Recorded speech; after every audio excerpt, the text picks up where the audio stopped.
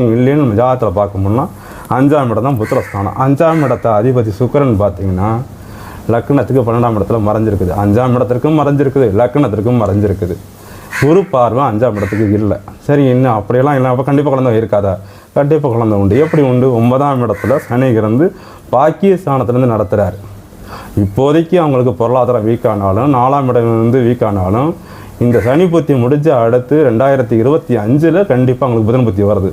அப்போ புதன் புத்தி வரும் பொழுது கட்டாயம் அவங்களுக்கு குழந்தை பாக்கியம் கிடைக்கும். எப்படி கிடைக்கும்?